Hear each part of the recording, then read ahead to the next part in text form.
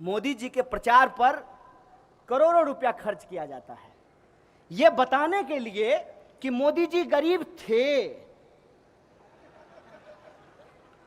करोड़ों रुपया खर्च किया जाता है कि मोदी जी गरीब थे।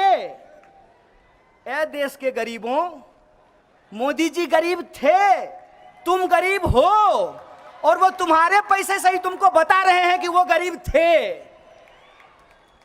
इस दुष्प्रचार का शिकार मत बनिए, सच से सवाल कीजिए।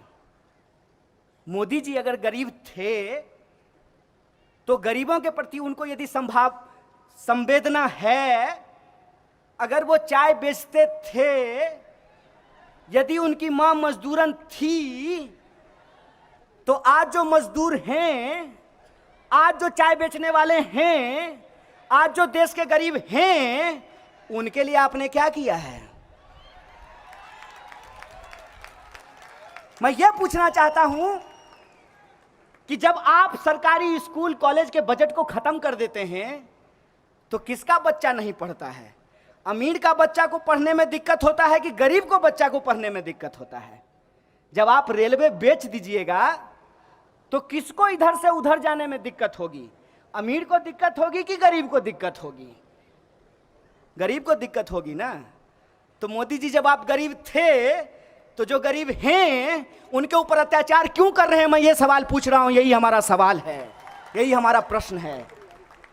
करोड़ों रुपया प्रचार में खर्च करते हैं, जिधर देखिए उधर तमाशा।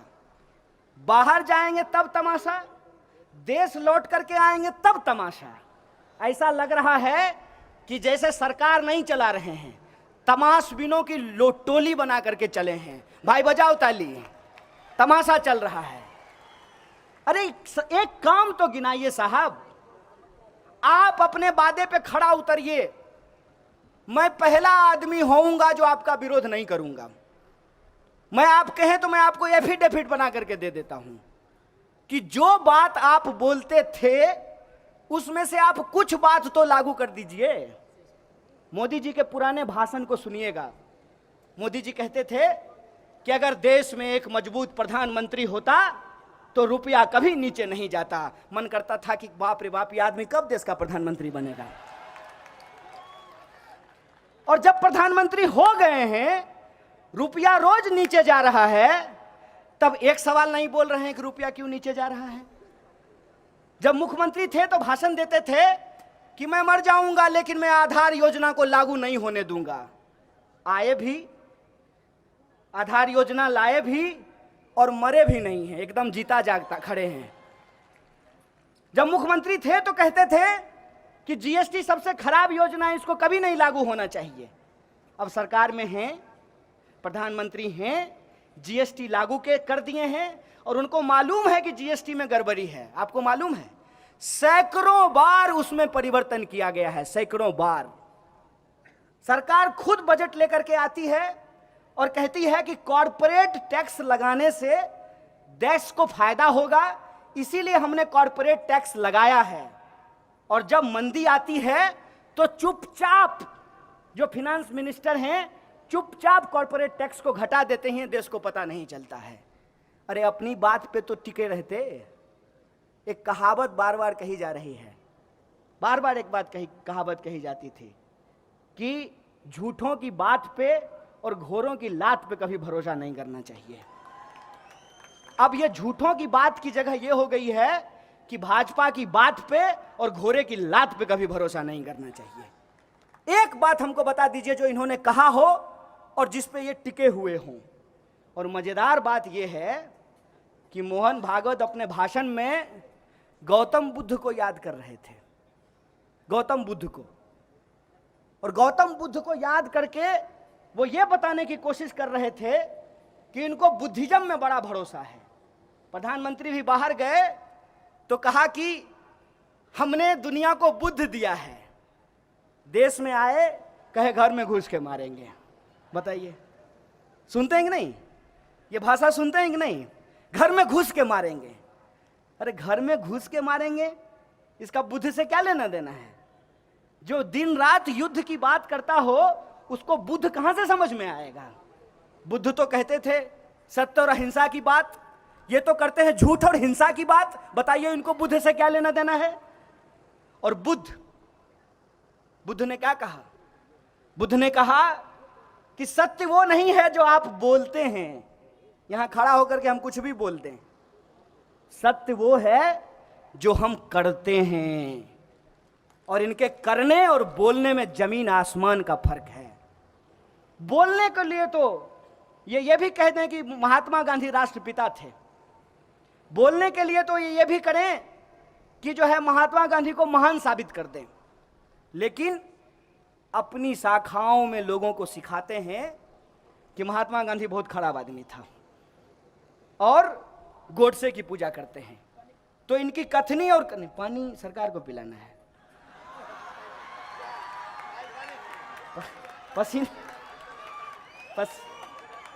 मेहनत कस का पसीना है, टेंशन मत लीजिए।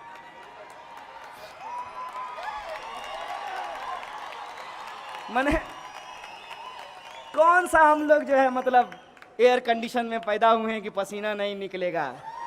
खेत खलिहान के आदमी है, पसीना निकलेगा, इसमें क्या दिक्कत है? निकलने दीजिए पसीना। हम लोगों का जो भी है सब सामने है। कहते हैं ना प्रत्यक्षम किम प्रमाणम, प्रत्यक्ष को प्रमाण का कोई जरूरत नहीं होता है। तो हम लोग सब सामने है, जो बात है सो है, इसमें छुपाने करने की कोई बात है नहीं। तो कथनी और करनी में इनका जमीन आसमान का फर्क है। जैसे आप एक चीज महसूस करते होंगे कि आज जो सच है, उस सच को छुपाने के लिए एक झूठ का आडंबर रचा जा रहा है, बहुत बड़ा आडंबर रचा जा रहा है झूठ का। सवाल यह है कि यह झूठ का आडंबर क्यों रचा जा रहा है? झूठ का आडंबर इसलिए रचा जा रहा है कि हर चुनाव में जब चुनाव आए तो बात इस पे नहीं हो कि कौन अच्छा है, बात इस पे हो मोदी नहीं तो कौन। आपने देखा होगा 2019 के चुनाव के वक्त भाजपा के लोगों के पास एक भी सवाल का जवाब नहीं था। किसी भी पान की दुकान पे खड़ा होकर के आप उससे पूछते कि यार सब बात तो ठीक है, लेकिन ये बताओ किसी के खाते में 15 लाख रुपया नहीं आया, 2 करोड़ नौकरी नहीं पैदा हुई, किसानों की आमदनी दोगुनी नहीं हुई, महिलाओं पे अत्याचार नहीं रुका, महंगाई कम नहीं हुई, भ्रष्टाचार कम नहीं हुआ, तो क्या तुमको ये बात ठीक लगती है? तो भाजपा के कार्यकर्ता का जवाब होता था कि देखो तुम्हारी सब बात ठीक है, लेकिन मोदी नहीं तो कौन। यही जवाब होता था ना। और अभी भी देश में क्या जवाब है? ठीक है, सरकार कोई काम नहीं कर रही है, मोदी नहीं तो कौन, यही पूछा जाता है ना। ये अपने आप तैयार नहीं हुआ है, इसको तैयार करने के लिए पैसा खर्च किया गया है, इन्वेस्टमेंट हुआ है। और इन्वेस्टमेंट कैसे होता है ये मैं बताता हूं। सिनेमा आप लोग देखते होंगे हैं? सपोज कीजिए कि मेरे बाप के पास बहुत पैसा हो और हमको शौक हो हीरो होने का, तो मेरा बाप क्या करेगा? मेरा बाप किसी डायरेक्टर को पकड़ेगा, है सुनो एगो कहानी लिखवा के लाओ, मेरा बेटा हीरो होगा। हैं? हमको तो आप देख ही रहे हैं 5 फुट 5 इंच हैं? तो हीरो जैसा हाइट तो मेरा है नहीं, लेकिन हमको हीरो होना है। तो हम हीरो कैसे होंगे? तो हम 4 फुट 5 इंच का आदमी खोज करके लाएंगे, तब न उसके सामने हम लंबा दिखेंगे। इस बात को समझ रहे हैं कि नहीं? कोई भी आप हिंदी सिनेमा का गाना देखिएगा, हीरोइन जैसी हो उससे ज्यादा खोज करके महिला को लाया जाता है। खराब मैं नहीं बोल रहा हूं, मैं खराब किसी को नहीं मानता हूं, लेकिन उससे तुलना में देखने में वो अच्छी ना लगे, और थोड़ा उसमें मेकअप, पाउडर, लिपस्टिक ये सब भी लगाया जाता है, और वो बेचारी अपना पीछे में ऐसे ऐसे कर रही है, तो सारे दर्शक का नजर किस पे रहता है? हीरो पे नहीं, हीरोइन पे नजर रहता है। अब पीछे में जो 20-25 को नाच रहा है उसको कोई नहीं देखता है, उसको 200 रुपया दे करके बुला लिया, उसको कोई नहीं देख रहा है। अब टीवी पे अगर दिन रात आपको मोदी मोदी चलेगा तो आपके दिमाग में क्या लगेगा? आपको लगेगा कि इसके अलावा तो हिंदुस्तान में कोई है ही नहीं, यही हीरो है, यही है मेरा जूता है जापानी। इसी को प्रधानमंत्री चुनना चाहिए। यही हो रहा है कि नहीं हो रहा है? आपके साथ यही हो रहा है ना। अब दिन रात टीवी पे होगा मोदी मोदी, भोरे गुड मॉर्निंग फैमिली के व्हाट्सएप ग्रुप में मोदी, शाम को जो है गुड नाइट ससुराल के व्हाट्सएप ग्रुप में मोदी, पेट्रोल पंप पे मोदी, टीवी पे मोदी, पान दुकान पे मोदी, ऑफिस में मोदी। तो आपका दिमाग अपने आप कहने लगेगा मोदी मोदी मोदी। सिनेमा देखते हैं ना आप, इस प्रयोग को जाकर के कीजिएगा आज अपने घर में कि एक गाना चलाइएगा और देखिएगा कि हीरो के पीछे में 50 गो लौंडा नाच रहा है, एकदम बढ़िया कमर हिला रहा है। हो सकता है कि हीरो से ज्यादा अच्छा डांस कर रहा हो। कौन देखता है उसको? क्योंकि हीरो को इस तरीके से प्रोजेक्ट किया जाता है। ये जो सामने में कैमरा पे काम कर रहे हैं, ये लोग बहुत वैज्ञानिक लोग हैं, इनको बहुत नॉलेज है। आपको बता देंगे कि कैसे जो है पीछे बैठे हुए सब आदमी को ब्लर कर देंगे और मेरा ही मुंह रहेगा। तो आपको अगर यह लग रहा है कि आप प्रधानमंत्री चुन रहे हैं, ऐसा बिल्कुल भी नहीं है। आपसे यह सवाल किया गया है, क्वेश्चन भी सेट है और आंसर भी सेट है। देश का प्रधानमंत्री कौन होना चाहिए? ए नरेंद्र मोदी, बी जो भाजपा का सबसे अच्छा नेता हो, सी जिसको आरएसएस बहुत प्यार करता हो, डी जो पूंजीपतियों का दुलारा हो, और ई उपरोक्त सभी। तो आपके पास ऑप्शन ही एक है।